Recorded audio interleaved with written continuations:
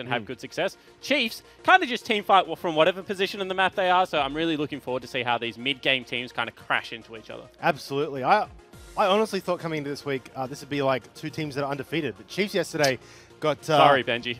That's my fault, mate. I'm actually excited by it, though, because the more these teams trade back and forth, the more I don't know who's going to win. And Bombers right now are the only undefeated team in the league. But honestly, like, Chiefs are absolutely good enough to beat them. Yeah, certainly, and I think Order showed that Bombers aren't unbeatable. They did have a good match against them, had a Baron, were approaching breaking the base before Rogue as well as Volcan really changed that game with a fantastic initiation. But Chiefs do initiate much more cleanly, I think, throughout the mid-game than a lot of teams. So if they do get a similar lead, I would expect them to close it out. Absolutely. Let's rush through these bans here as they do come in fast and furious. We have Morgana, Irelia, and that's very interesting. A Cassiopeia ban on blue side. Looking at the red side bans, Aatrox, Lucian. We'll get the last one in a few seconds here. Cass on blue side. That's a bit odd. Yeah, it certainly is. Maybe FBI not as comfortable as Raze is on it and don't want to give him like a lane bully, want to be able to exploit the laning phase. Knowing FBI quite well, I know that he likes to get the leg up over Raze in the lane, so we'll see how that goes. Also interested to see where they prioritize Volcan's pick here, because he has got a pretty good champion pool. You know, plays things like the Eve, but also plays things like the Camille as well, and you know, Camille Galio is still available, but we don't see the first pick. Absolutely. Lissandra, the last ban for Chiefs, though. Urgot instantly picked up. We've seen a lot of Urgot first picking today, and instantly Swiper answering with Sion. Yeah, and I wonder if Ryoma plays in the mid lane. Doesn't really seem like a Ryoma champion, so probably going to go towards Mimic. If that's the case, then Swiper does have the counter matchup. In saying that, in O's, we've seen like Sion just lose this lane over and over again. Don't know whether it's a player choice or something like that, but internationally, Sion seems to do quite well into Urgot, and then domestically, Urgot just seems to run all over the top of it. Absolutely. We'll have to see what happens in this game. Both these top laners are veterans of the league, have been playing quite a while. Swiper's played since the first tournament back in 2013, so a lot of history there. Only Galio? picking up, yeah, Galio, sorry. So I'm just looking at it, right, and they've got themselves Alistar and Akali. All of a sudden, you have a really short-range comp. If Chiefs were Order right now, I would just be screaming, like, lock in Galio. It is the perfect time to lock it in. Synergizes so well with something like the Sion. Kai'Sa can also follow up the engage. Don't know whether Claire's been playing a lot of it, but it should be locked in. Boom, Jake with the prediction. There's the Galio, and that's a strong pick, as you mentioned. My question for you is now we've got ban phase coming through. Bombers get, looks like an AD to pick up, as well as a jungler. And Chiefs have a jungler and a support. What do you need to do from Bombers' perspective to have answers for this Galio here? So they're going to ban away probably Camille and Xin Zhao on the side of the Bombers, and I think the Chiefs are going to ban away quite possibly more of that AD carry position, try and get FBI back onto a mage, so Galio has an even easier time. Okay, Kazak's coming out here for Chiefs, actually, and Rakan being targeted by Bombers. So, and that's really interesting, right? Because I don't necessarily mind the Rakan matchup if I'm LSR, but I know that it is player preference. If you're going to go towards something like that, even though it's a best like engage tool for Galio to piggyback on, as I said, I would have expected it to be the flip side. And then the Chiefs ban away the Camille for the Bombers. Nocturne, they obviously wanted to stop the engage. They're like, we need to get rid of things that Chiefs can use to get Galio into this fight. Taking out Rakan, Nocturne, probably two of the best delivery systems for it. But yeah, they've left a few things open. Thresh instantly picked up here for Isla. And then FBI here, now he's got his pick. Now, FBI's had a fantastic couple of games so far. It's been popping off. We'll see how he goes here against Raze, who's historically been an amazing AD carry in this league. Yeah, it certainly has been. FBI, I think, is just reached kind of nearly Radius status, however, for AD carries. Like, as I said, there's like a lot of good AD carries in the OPL right now. I think Dream is up and coming. You know, obviously we picked him up, so I have to be a little bit biased, but then you go to the, you know, the Kings, the Rays, and they're kind of the next tier up. I think that Raid is slowly joining that tier as well. He's one of the better team fight AD carries, but then FBI, you know, kind of was said well yesterday. You know, other AD carries do certain parts of FBI's game as well as him, but he kind of just does it all very, very well, which is what Radier was famous for. Absolutely. I feel like we've had like 3 generations of AD and Oceania. I've had the Radier generation, that first sort of gen, and then like the Rays and FBI generation that came through, I'd say probably started 2 years ago or so. And now recently, I think Dream is going to be one of the first of the next generation to come through a bit later. And right now, they're still finding their feet, trying to find the strategy and learn the ins and outs, but they'll get there, definitely. Yeah, and they're real twitchy AD carries, the new one. You know, you have to throw Gunkrab in there as well. Watching him play, he's like actually really smart and really good mechanically. So I think, yeah, you're exactly right. That third generation of 80 carry is super interesting to track, and I hope that, you know, the likes of the Praedyths, the Gun Crabs, and the Dreams can really challenge it. Bryce, before you leave the room, can you get me a glass of water, please? I forgot water. Let's go through these last few picks. Obviously, Kindred being picked up with Ezreal for Bombers. So looking for that aggressive jungler. You mentioned Volcan earlier, had the Eve. I think Kindred, yeah, very early aggression sort of jungle, put pressure on, and only answering with the Lee Sin. That was the last pick there. Yeah, and this is real cute kind of coming out of Only because, you know, you can tag Ryoma on the Akali up in the Shroud. I like the Bombers draft, however, because they've got beefy frontline on Mimic and Rogue. Both of those guys don't hesitate. And then they're three, like, skillful players. Not saying that Mimic and Rogue aren't skillful, but, you know, they're carry players. I just all on, like, really good early, mid, late game carries. So their comp just doesn't fall off. Like, start to finish, like, you know, you could argue level 6 onwards, maybe. But from level 6 until level 18, the Bombers actually just have, like, really, really strong team fight and strong 1-3-1. At the same time, the Chiefs kind of just have, like, the Ram comp. Like, you know, this is the old-fashioned order / Chiefs / whatever Team Swiffer's been on, you know, pick Galio, pick Engage in every other role possible, have one carry, and then just try and run at the team and try and see if you can get that team fight. It'll be interesting to see if kind of Bombers can navigate around it and show that understanding of macro to kind of diffuse the situation. Absolutely. As we get into the game here, we're joined by the coach of Bombers. It's Western Way. How you doing? Good, thanks. Awesome. So looking at this, actually I want to talk about your team for starters, because you guys are now the only undefeated team in the league. What's it been like in the house with this new group of players? Oh, really enjoying working with this new group of players. Like, everybody seems to get along really well in terms of personalities. Everybody's really similar. And yeah, I've honestly just been really enjoying it. Fantastic. So looking at this draft, everything came out. Is this the plan you wanted, or any sort of curveballs thrown at you? Nah, no curveballs. Pretty much went exactly how we wanted it to. Okay. Any picks on the side of Chiefs you were sort of a bit unsure about, or caught you off guard, or is it just you expected them to draft like this? Yeah, I mean, Chiefs as a team, because they don't really play around top lane much, it's pretty easy to tell like what they're going to do as a team, and because like right now the meta is like revolving a lot around flex picks, and a lot of those flex picks obviously Swiper doesn't play. So we took away the Aurelia, and yeah, any of the other flex picks which are up, they weren't able to play, so we knew what they were going to do. So I kind of have the similar thought on the Chiefs. Their top laner doesn't get involved in their flex, but their 80 carry gets involved in the flex maybe a little bit more than other teams. It kind of makes them a really unique team to prepare for in a week, especially given their heavy team fight style. Like, how would you like to see your team? Like, what is the checkpoint that you're like, okay, if we get to this part of the game and we're in control, like, I think we'll run away with it? I mean, I think our team will probably come out of the laning phase ahead. Okay. And I think our team's team fighting is really, really good. So I think, yeah, I'm not really worried at any point in the game. And now I know personally from speaking to a lot of your players that they really believe that this is the team that comes into the season and, you know, rightly so, as the favourites and should be that team targeting first place going into MSI. Is it hard to kind of, you know, keep a lid on it and try and, you know, get them to just concentrate week on week, or are you finding that they're just very motivated and very switched on? You know, everybody's really motivated, and a lot of these players as well have played before, and you know, none of the players on our team have won an OPL championship before. So, you know, despite playing in the OPL field, so everybody's, you know, not really taking the fact that, you know, people are currently viewing us as the favorites for granted. Everybody's putting in a lot of effort still. Fair enough. And is that the goal for this team, to win the OPL, or are you sort of taking it in steps? You're like, let's make playoffs, so we're going to Gauntlet, or are you like, we're going to finish this regular split first, get in the grand final and win from there? Like, what are your goals? You know, I mean, obviously the goal, I mean, for every team hopefully should be to win the OPL. So yeah. Okay, is that path there winning the regular split, or are you just looking to make the Gauntlet to start with? I mean, winning the regular split, obviously, in the Gauntlet system is really, really good because you do get that direct seed into finals. So obviously the goal should be for us to try and win the regular split. But, you know, this best of one, there's going to be a lot of insane strategies from teams. So yeah, it's just going to be, hopefully we can pick up all those as many matches as we need to in the regular season. Awesome. Well, thank you very much for joining us.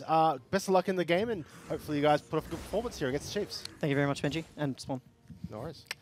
All right, looking across this game, Jake, we've had a few minutes now. Bit of laning. I saw a bit of a standard start. Yeah, absolutely. A little bit of engage here, however. Ignite down. Well, actually, FBI getting ignited down. Flash out of the way. Oh, flash forward there by Raze, but Canna with the heal. Yeah, and that's really interesting, right? Because they burned the flash for a heal there and maybe thought that he had teleport, or just not respecting FBI's fingers, which is, you know, a little bit dangerous because he is certainly a very good player. Would have seen that on stream.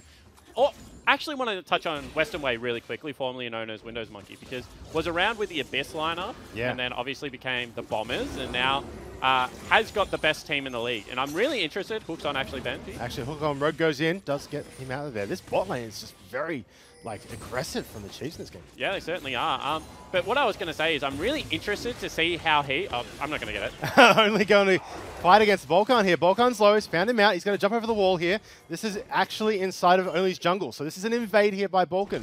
He's going to be forced out. Claire's collapsing in. So is the Scion coming Flash down. over the wall? Nah. Just jumps over the wall. Mimic going to walk it out. Yeah, so not going to end up in a kill there, but a lot of aggression over this map. Back to Western Way, though. Yeah, what I was actually going to say is I'm interested to see how he manages a team of, you know, I'll call it what it is, egos, like high expectations, like whatever you want to say about this Bombers lineup, because previously hadn't had all that much success to an outsider, but also maybe didn't have the best tools on his team. So now that he does have, you know, some of the best tools in the league, I want to see how far, as a new coach, this guy can really take this team. Absolutely. You mentioned egos. I think that's a good point to touch on, because a lot of these really good players get to become really good because they want to be the best, and they have that drive and determination to prove they are the best.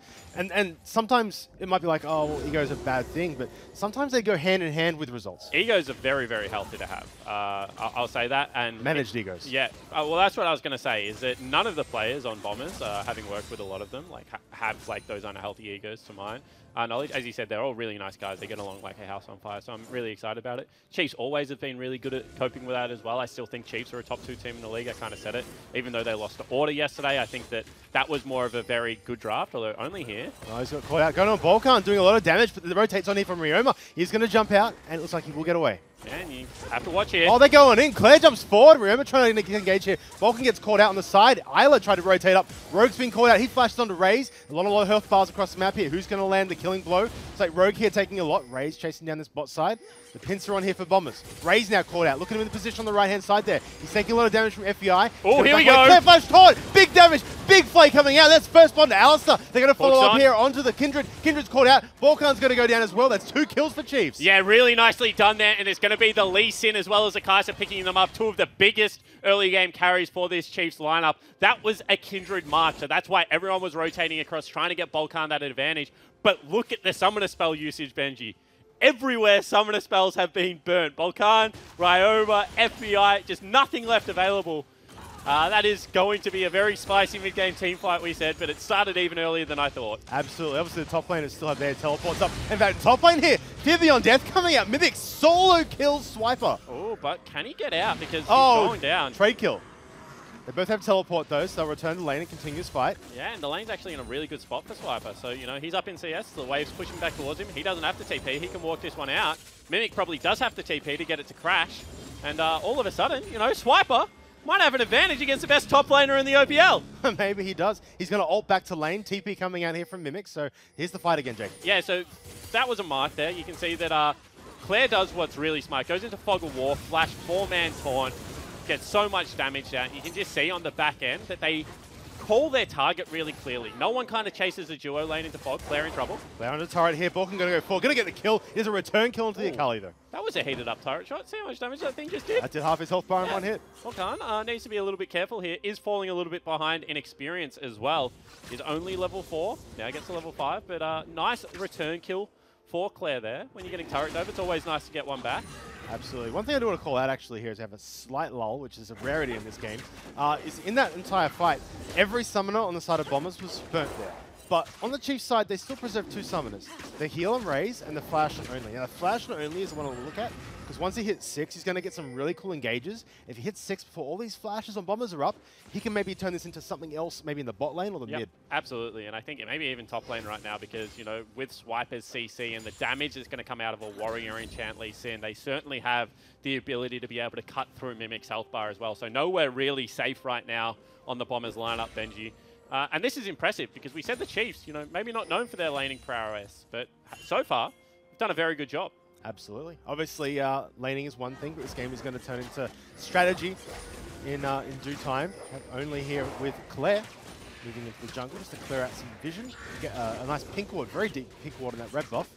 And this is really nerve-wracking now for Rogue and FBI, because you can see that they've got control of the backside of red buff, and now FBI and Rogue can't really step up because Lee Sin can just ward hop over. As soon as Galio gets into Fog of War there, he's going to be completely fine to go for the turret dive, and they're just going to have to see pressure time and time again.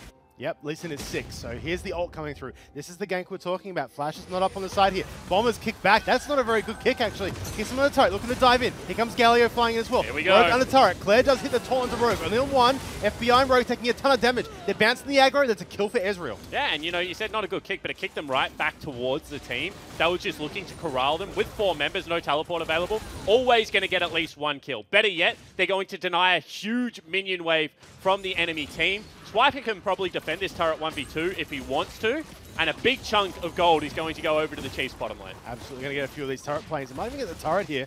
Just see how that goes. Obviously, as those turret plates drop off, it gets more and more resistances. A lot harder to kill. You can see the health bar barely moving now. In the mid lane here, Ryoma taking a bit of trade. He goes under the turret. But this is where Ioma probably wants to be as well. You know, he's thinking to himself, I'm up 20 CS. If I get into a side lane, I'm going to be completely fine. Lee Sin kick wasn't used on me, thank goodness. Sure, my bottom lane fell down, but, you know, I'm set up in a situation to carry. Don't know if anyone watched the G2 performance this morning, but Caps on the Akali showed that probably one of the few champions left in the game that you can genuinely 1v5 on. And Ryoma certainly farming up a storm right now. Absolutely. FBI's returning to lane here, looking to stabilize this bot side of the map. They do have a kill onto the Raze, as well as 6 CS. That's what we're looking at now. That CS will go away as he returns to lane. Top lane here. We've got Mimic here versus Swiper. The CS is actually still kind of close, but the TP advantage for Swiper. That's what we're looking at here.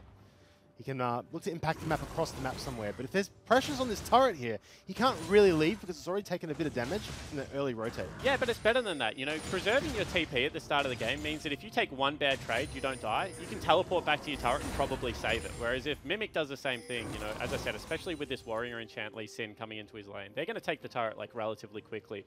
The thing about Demolisher that people, you know, kind of overlook sometimes is that the more health you get, the more damage it starts doing to the turret. So Swiper's W synergizes really well with it. If he goes for something like that Durham's Fist, stacks up health very, very quickly on the side of the Scion. I love the Boots 2 rush here. I'll talk about it a little quickly. If you're really unsure about a laning phase and you're against a physical damage dealer, Boots 2 upgrade is generally just the best that you can have because it negates all their auto attacks. If you're against a mage as well, Merc Treads are really efficient, even just for magic resistance. So Boots 2 rush in negative lanes is actually really good. Movement speed also is just one of the best stats in the game. Absolutely.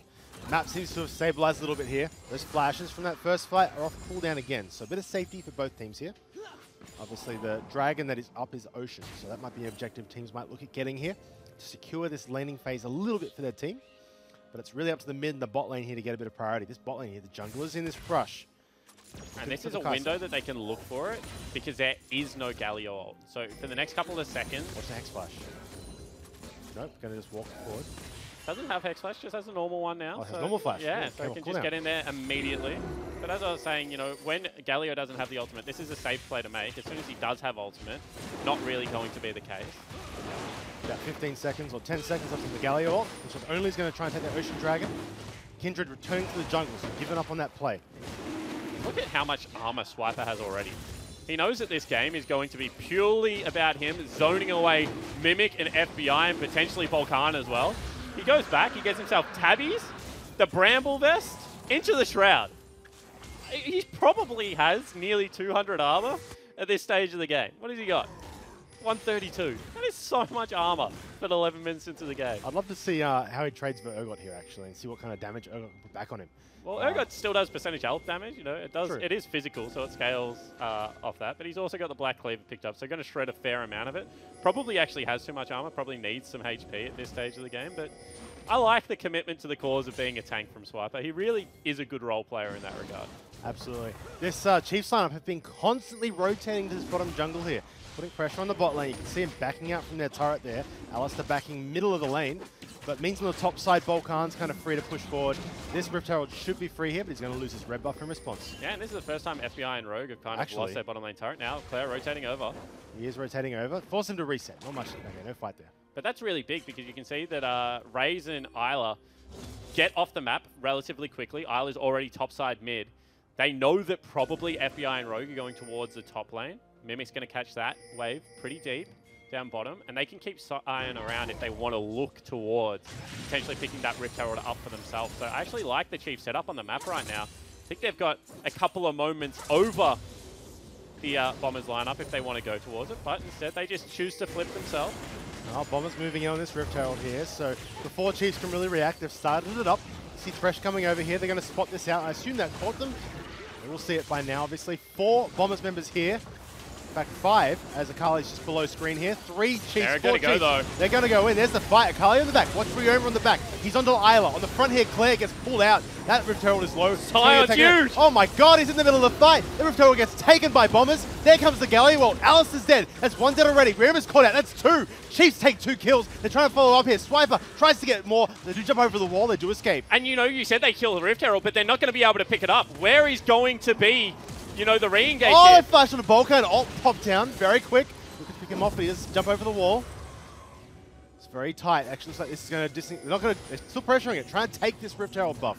Yeah, they just are going to have to give it up. That Rift Herald buff is about to dissipate. You know, FBI is not going to be able to get in there. Doesn't have the summoner spells to go for it, so they lose 2 kills. They don't even get the Rift Herald, and they are slow to reset on the map. Mimic just lost like a creep wave and a half bottom lane because he didn't rotate, and now it is slowly pushing back towards Swiper.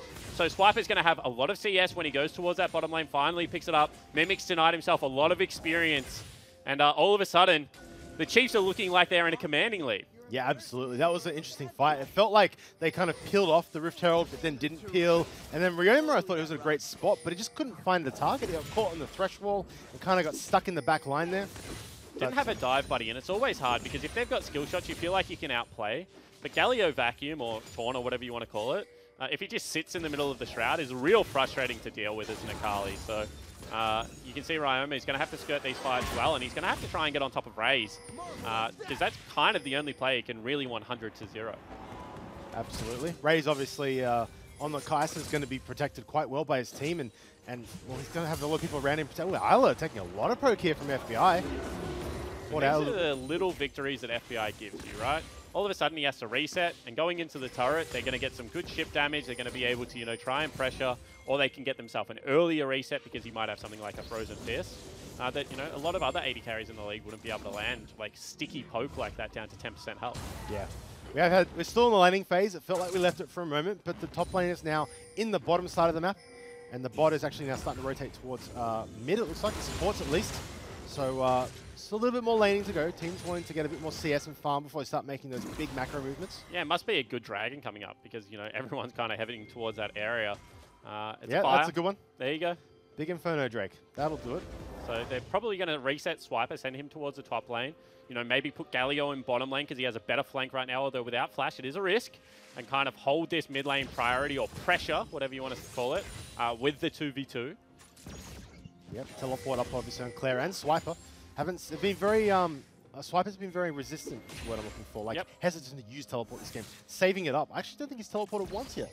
Yeah, no, I haven't seen one. And once again, I kind of like it because holding teleport, especially against a player like Mimic, just means that you can make a mistake and get back into it. Swiper's doing the typical Swiper thing where he just stands behind mid lane as Sion. Does have the ultimate available, but eventually will answer the call top lane. Yep, going to move up there to face against the Akali. Deep Vision going down in jungle there by Rogue on that top side of the map. But as the bot side of the map, the Inferno Drake that is popping up now. They're just giving it. You can see they've got Akali top lane. She doesn't have teleport. She has cleanse, so they're just going to give this dragon up. Very risky call because, once again, Claire's just going to build full AP in this game. He is a death cap Galio as well. From watching him in the past, he was actually, people credit Swiffer for his Galio play. Claire was the first person that I ever saw play new Galio like incredibly well. They used to play old school LeBlanc and Galio as well on the legacy lineup that had Tally. Tally would also play at top lane. So he knows his way around the champion. Absolutely. Top lane turret was the trade there. So Bombers get a little bit of global gold. The gold difference right now is around 1,000 gold. But those 2 dragons, what we're looking at. Claire caught out. He's just stopped. He couldn't jump out. Gets the taunt down. He's surrounded. TP coming in. That's Swipe from the backside. Volkan doing a lot of damage. Lee Sin dies somewhere else on the map. We'll check that out in a second. Swiper here gets pulled out by Lantern, but in the end, Bombers get a kill. Yeah, and that's really nicely done from Ryoma. As we mentioned, does have a legitimate 100 to 0. Didn't think he would be able to get it done on the Phage Lee Sin, especially with kick available, but must have just surprised him out of nowhere. Only doesn't burn flash, doesn't burn kick, and just falls down. Yeah, that you can see his corpse on the ground there. Looks like he was rotating over to the play. Here it is here. Yeah. All right, that's just 100 to 0. Yeah, that's a fast kill. Sometimes you can't catch those ones on the screen, especially when there's another fight going on.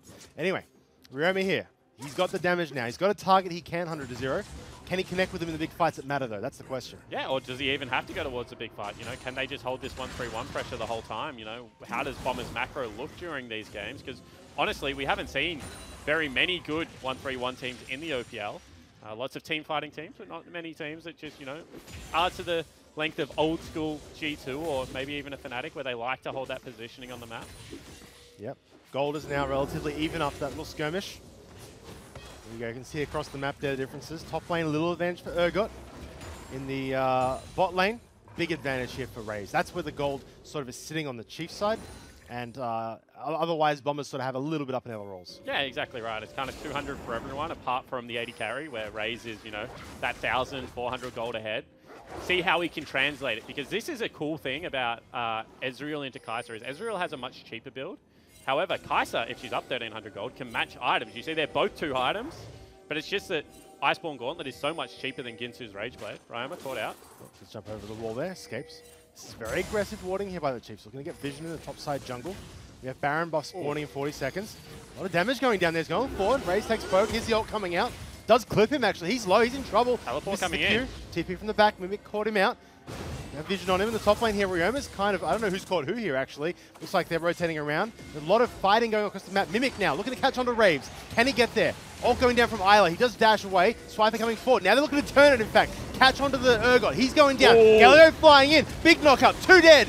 Going forward. Rogue does get them away. On the backside, Balkan does a lot of damage as well. Sion, though, going to get caught out. He's going to go down. Raze does escape, but Chiefs do lose one. Yeah, and that's massive because it looked like they were going to be able to turn the fight, but Raze didn't want to get back in there. Even without the ultimate available from Mimic, didn't want to re-engage the fight. The Bomber's able to catch them out of position. Now we'll rotate towards this mid lane and take down a turret.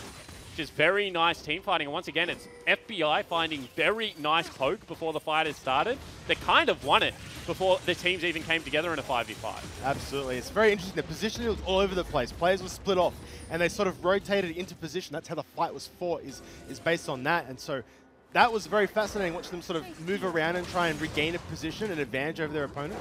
But in the end, it's Bombers that come out ahead. And it all started from just a bit of poke on the mid from onto Raze. Yeah, and now it's a 1,000 gold lead, right? So you can say that they've got the Dragon advantage, which is very good. They denied the Rift Herald. They had that one good team fight. But since then, it's really been the Bombers dictating the pace of this game and looking very confident in their composition. As I kind of said from the start, like, credit to Westernware. He gave his team every tool to win this game and kind of showing that they are very familiar with how to play this comp. Yeah, this is another one of those games where at this point in time, we're 20 minutes in, it's anyone's game. I don't think there's a significant advantage for either team. I wouldn't be surprised who takes it from here. Obviously, the next few fights are pivotal. Baron is up. There is a Mountain Dragon spawning in 45 seconds. That's another objective they might try and fight over, or at least contest. But for now, it looks like all the vision sort of up on this Baron side for Bombers.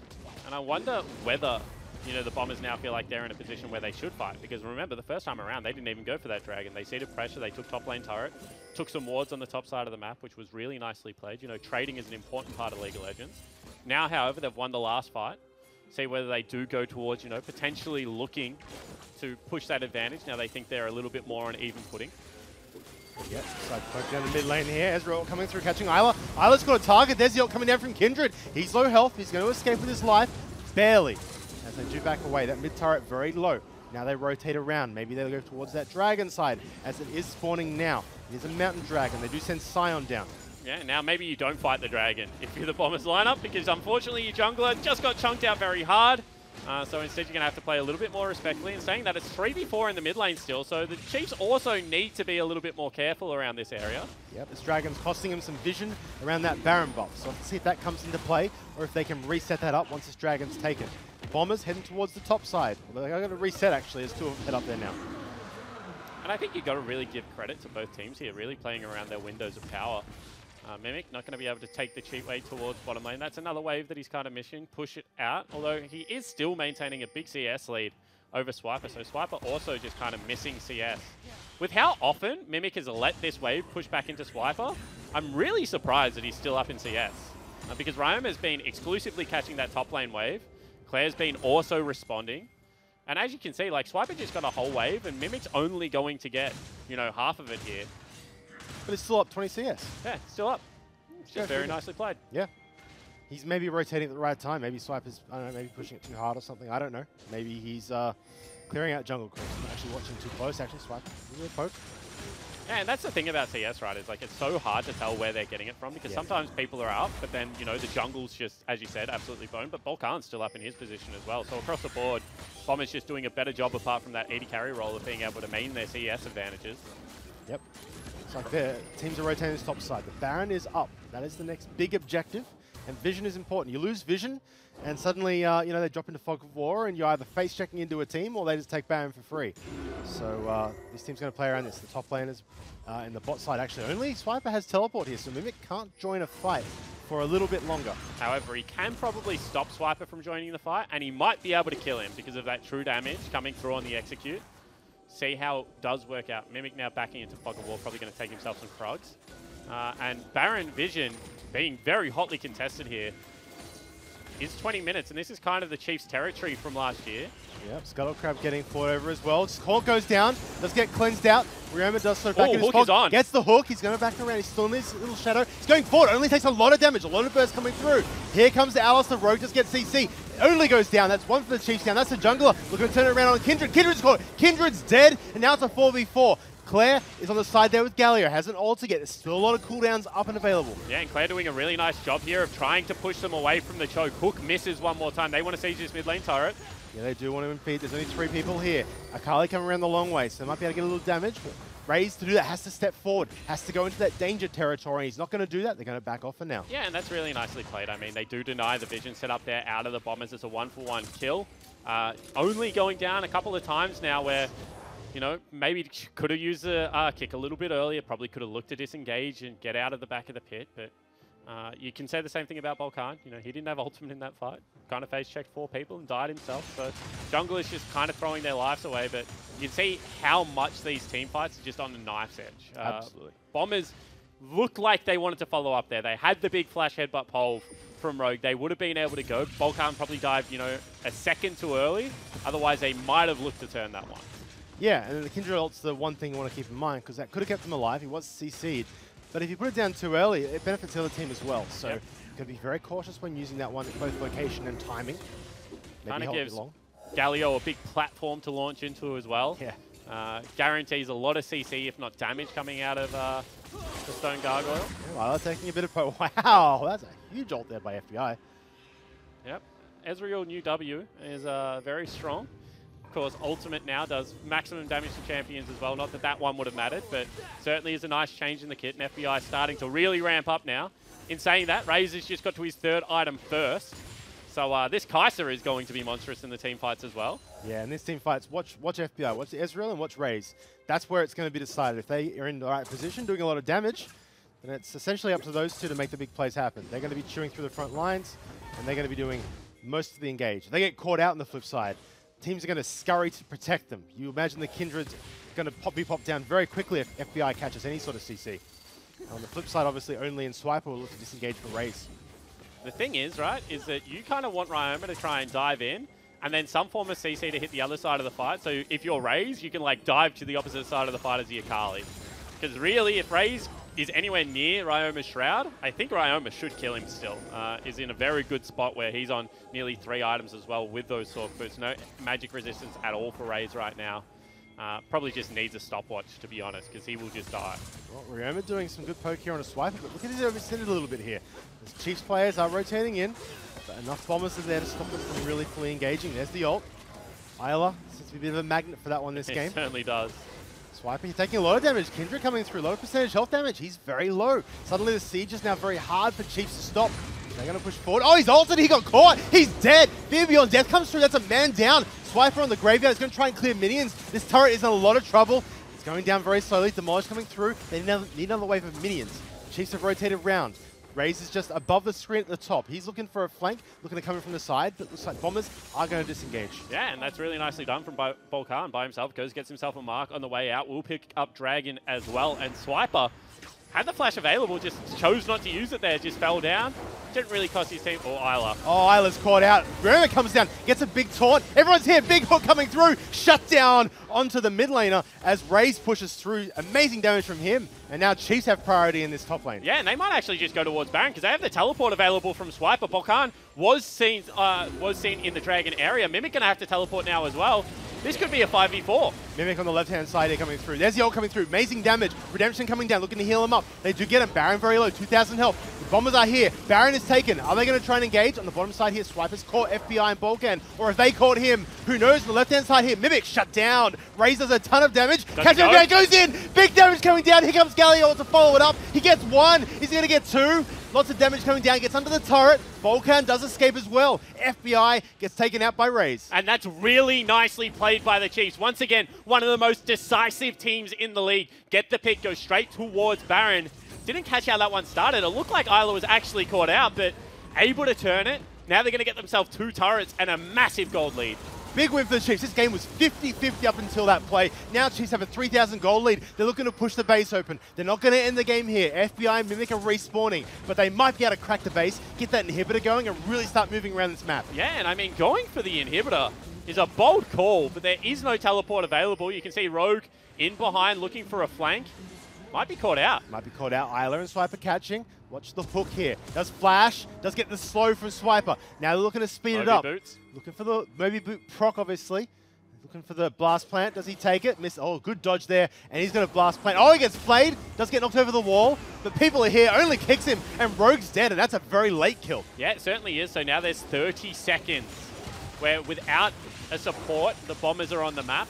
I think the Chiefs doing the ooh. Wow, actually, I feel like Bombers got a lot of objectives out of that one there. Yeah, so I was going to say where they have to play around not having a support, but they get the blue buff, they get themselves a Mountain Dragon, and kind of just sneak them both away. Absolutely, but the big play there was the Chiefs. They have the Baron buff, and they still have it.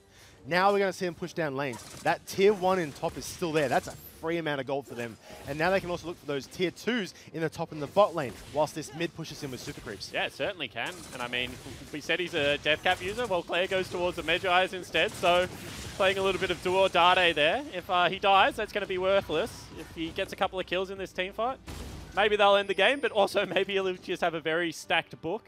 At the same time, checking in with the rest of the items, you know, FBI has the double tier items starting to stack up, has one of them already transformed, and Ryoma is in a fantastic position as well.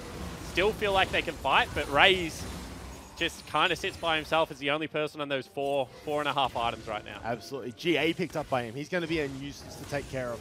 You kill him once, if he's not in a bad position, he will res and get out of there and resume the fight. Trying to defend this tier 2 turret here. Baron, oh, Balkan takes a ton of damage. Has to ult under his own turret. Look at only on the right-hand side. He might look to make a play. Balkan is going to dive out. The turret does go down. Chiefs resume the siege. Yeah, and I mean, that's massive. No ultimate available by Balkan. Probably means Swiper can just ult underneath this next turret with Galio ult. See how they choose to play it. Oh, Claire on the right side here. He's looking for a fight here. Like, only goes in. He's caught out. He flashes out. Whoa. Claire under the back. Big Tor goes down. Raze to the backside. Tons of damage coming through as Galio comes in, but it's too late. They're already dead. Raze gets a triple kill. Only's dead on the backside, but as long as Raze is alive, this game is going to be over. This mid-wave is pushing in. Isla's trying to stop this Mimic from doing anything, but it looks like Swiper in the mid lane here with Claire. Actually, I'm not sure what they're doing. They're picking up Mimic. They want the kills. They get that one. 2 turrets and a Nexus remain here as Chiefs are going to break the undefeated streak of Bombers. Raze having a performance of the week for him. Massive game and a big win there for the Chiefs. We call him the best team fighting 80 carry for a reason. Raze has just torched the Bombers. 11-0-4. We said only member sitting on 4 items. He's finished the game on a 1,000 gold shutdown. He probably had 2 of them. And that is a Chiefs lineup playing the Sledgehammer. I love it. The Mallet style League of Legends is like my favorite way to play League of Legends. And as soon as there was no Kindred ultimate, they just pulled the trigger.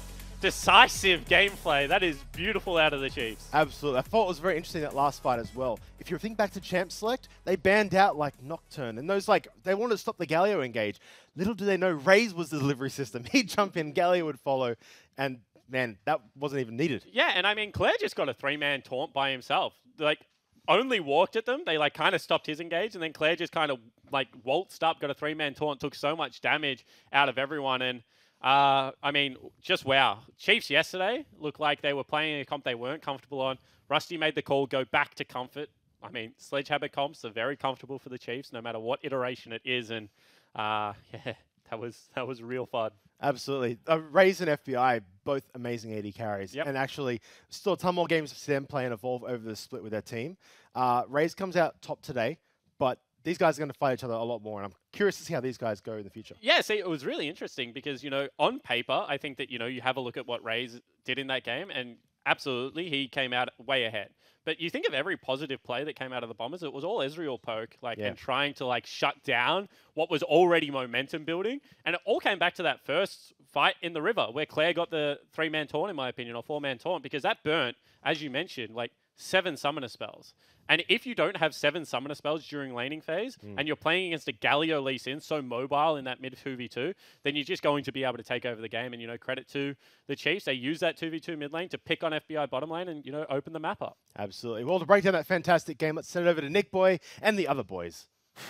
That's me. You're one of the other boys. Oh, I guess so. That's right. And who are you? Apparently not. I didn't say Apparently not. that's me. So I'm not part of the other boy. There are no more undefeated teams in the OPL. Yes, that's good. I like that a lot. It means speaks to parity. Yep. There's no because going into this game, it was very tense across the board. For the entire duration of that game. But if Bombers, I think, win that one, A, for my tips, B, for just the league, it is more boring. Yeah. Because then you just have this one top dog. It's like they've beaten Chiefs, they've beaten Mammoth, stuff like that. And they are actually separating themselves from the rest of the pack. But Chiefs come out with a very solid game overall. They had an early lead, slight-ish. They held it for a long time, but... Yeah. I mean, the Chiefs, I want to bring this all the way back to draft as well, because I mentioned it before the game. Spawn just reiterated on it. I expected comfort from the Chiefs to go back to what works for them. And I think what we just saw from the draft was the most comfort possible. Ayla picking up his Lee Sin. I'm looking over there as well at the same time. I pick up his Thresh, having a very good game. Claire on the Galio as well is something that he's very comfortable with. Lee Sin for only. A tank for Swiper. What more could you possibly want from any of these players when it comes to the word comfort? Yeah. And then they just executed on their champions. What skin did Swiper play?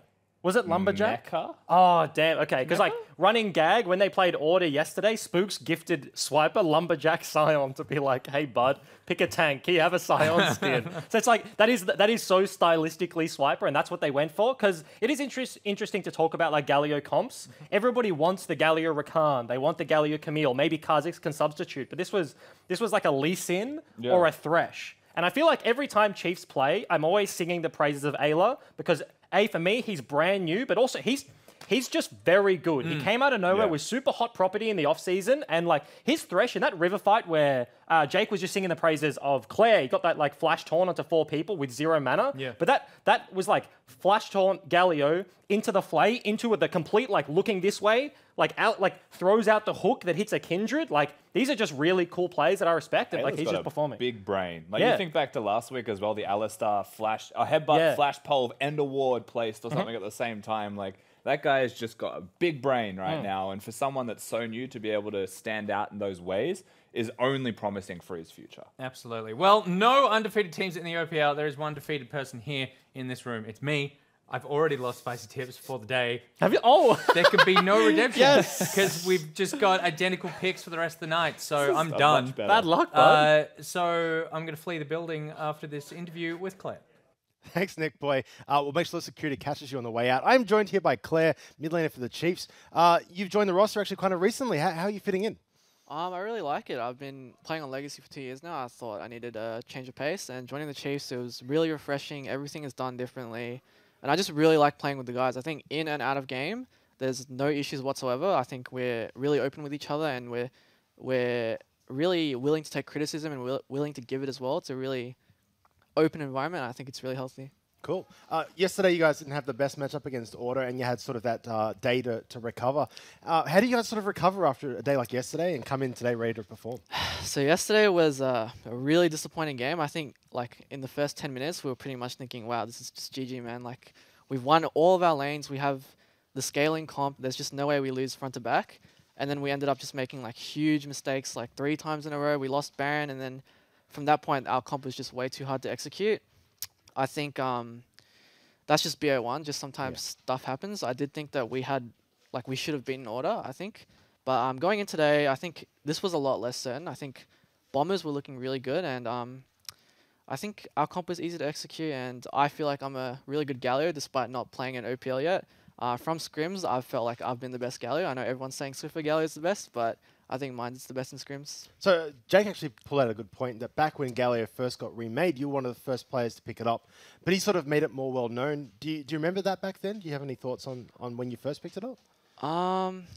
Galio, when he got remade, it was 2017. I think I tried it out a bit. I think because Soulstrikes was really into like, because Galio at the time, everyone thought he was a top laner, and then Soulstrikes was like, wait, Galio's kit is just perfect for a mid laner. You got a roaming ult, you got wave clear, you're super tanky, you got CC. And I got kind of put into that role, and I actually don't think I was that good at it back then, but I definitely did play a bit of it. I think I'm a lot better at it now because you build full damage and you do all the odd stuff that Galio did besides like the hyper carry ult where it protects your carry. Yeah. I think definitely I'm a lot better now than I was back then. Okay, last question, obviously. You're joining a new team with a different roster. Your bot lane, for example, is a lot more aggressive and can make more plays. Does that impact sort of your champ pool and how you have to play mid lane and adapt, or does the team work around you in a way?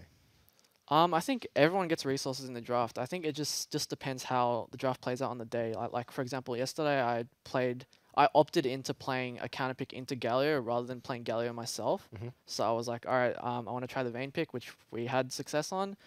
And then today I ended up playing the Galio myself, and it went well as well. So I think whatever way the draft goes is how we play. We don't have like a preset like where we think like, you know, we're going to come to this draft, we're going to give resources here, we're going to put you on this kind of role, we're going to put you on this kind of role. I think that shows for our solo lane is like it's showing for our solo laners because Swiper's known to play like a lot of tanks, but I think this split he's showing that his individual skill is like quite up there now, and he's playing a lot of carries, carry v carry matchups. So I think Chiefs draft is really dynamic at the moment. Cool. Well, we're excited to see how it pans out over the season. Still early days, a lot of games to play. But thank you very much for joining us. I'm going to send it back to Nick Boy, who will at some point be eating lots of chili. Yes, but until then, we've got more League of Legends to get on with. But before even that, while the teams are getting into the studio, I have learned everything there is to learn about Amumu.